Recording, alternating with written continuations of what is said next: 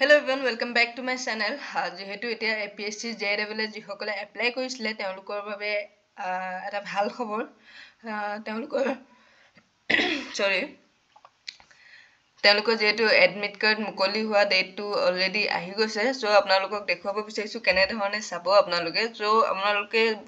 ট্ৰম বজাৰত গৈ পিনে ইণ্ডিয়া ফাৰ্ষ্ট জব এলাৰ্ট যেটো অফিচিয়েল ৱেবসাইট হয় তাত আপোনালোকে ক্লিক কৰিব আৰু ইয়াত আপোনালোকে এতিয়া দেখা পাইছে new update APSC JEE admit card 2025 so ইয়াত আপোনালোকে ক্লিক কৰাৰ পিছত এফালে দেখা পাইছে আপোনালোকে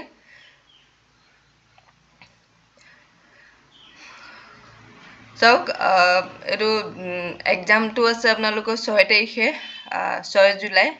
আৰু ইয়াত টোটাল ভ্যাকেন্সি আছিল 14টা পোষ্ট আছিল তো ইয়াত আপোনালোকে দেখা পাইছে যে পোষ্টসমূহ কাৰ বাবে কিমানখিনি পোষ্ট আছিল আৰু আনৰিজাৰ্ভ কিমানখিনি আছিল সো টোটাল 14টা পোষ্ট আৰু যিসকলে এপ্লাই কৰিছিল তেওঁলোকে এতিয়া এডমিট কাৰ্ডখন কেনে ধৰণে ডাউনলোড কৰিব পাৰিব সেইখিনি কথা মই কম আপোনালোকক সো ইয়াত আপোনালোকে দেখা পাইছে এপ্লাই হোৱা ডেটটো আছিল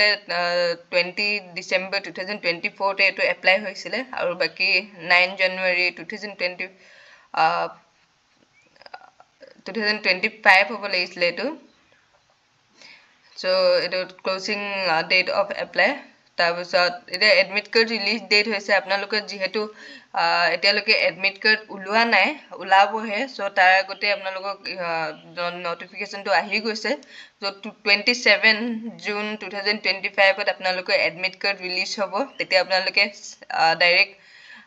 ৱেবসাইটত গৈ পিনে আপোনালোকে ডাউনলোড কৰি ল'ব পাৰিব নিজৰ এডমিট কাৰ্ডখন আৰু ডেটটো আছে এক্সামৰ ডেটটো দি দিছে ইয়াত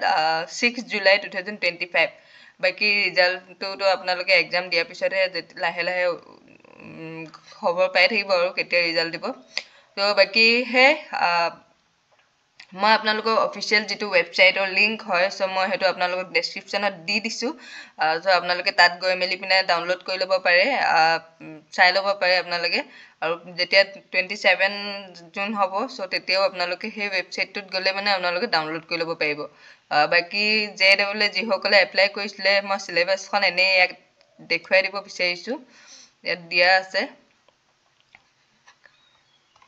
এতিয়া যেহেতু সময় বেছি নাই তথাপিও আৰু মই সিলেবাসখন এবাৰ এনে চেক কৰিছো ইয়াত দেখা পাইছে কাৰেন্ট এফেয়াৰ্স আসাম হিষ্ট্ৰি জিওগ্ৰাফি যিখিনি জেনাৰেল ষ্টাডি ওপৰত আহে সো সেইখিনি বাকি ইয়াত আপোনালোকক কেনে ধৰণে মাৰ্ক বিলাক কি ধৰণে দিব মানে কত কিমান মাৰ্ক থাকিব সেইখিনি আপোনালোকক দেখুৱাই দিব বিচাৰিছো জেনাৰেল ষ্টাডিজত আপোনাৰ 2 আৱাৰ্স থাকিব আৰু 100 মাৰ্কছৰ থাকিব বাকি যেটো